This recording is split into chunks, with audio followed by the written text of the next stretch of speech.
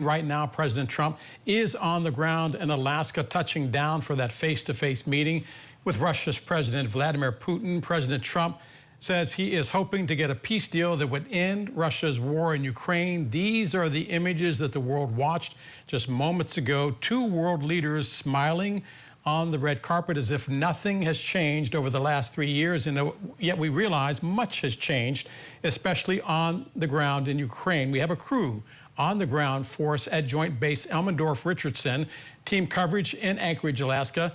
Let's start with our White House correspondent, Haley Bull. And Haley, that moments ago where President Trump and Vladimir Putin seemed like two old friends meeting for drinks after a long day at the office.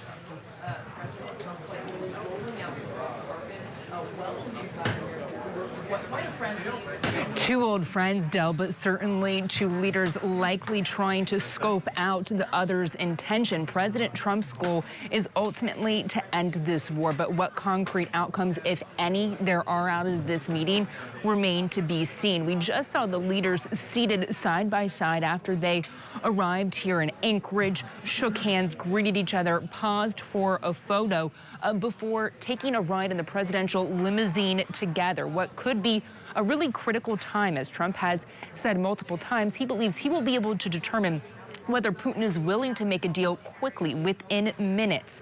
Now, what was expected to be a one-on-one meeting has transformed into a three-on-three meeting. Trump, accompanied by Secretary of State Marco Rubio and his special envoy Steve Witkoff, who met with Putin just last week, paving the way for this leader-level meeting to come together before they have an expanded bilateral engagement. Now, Trump has made clear going into this meeting he has a couple goals. One, he wants to see a ceasefire, and that this, quote, sets the table for a meeting, potential meeting, with Ukrainian President Vladimir Zelensky and Putin.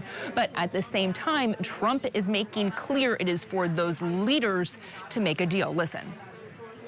But I'm not here to negotiate for Ukraine. I'm here to get them at a table, and I think you have two sides. Look, Vladimir Putin wanted to take all of Ukraine. If I wasn't president, he would right now be taking all of Ukraine. But he's not going to do it.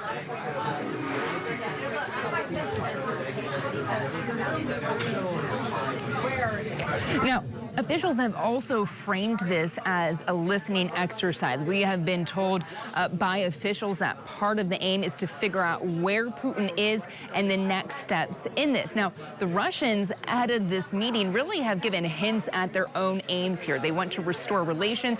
They want to talk about economics. And while Trump left open the prospect for business, he also said, quote, they're not doing business until we get the war settled. And Trump has also held on to the potential of severe consequences, not delving into the details of what specifically those would mean if the fighting doesn't stop, making clear in remarks to reporters earlier today that Russia's continued attacks, including ahead of this meeting, are hurting them at the negotiating table.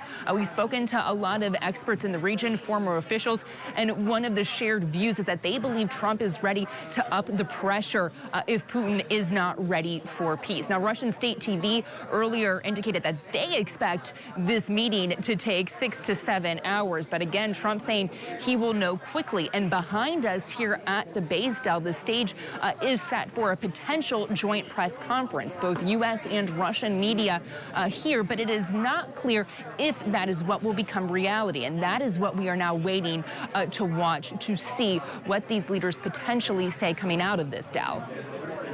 Our White House correspondent, Haley Bull, part of our team of correspondents on the ground force in Anchorage, Alaska. Haley, as always, we thank you very much.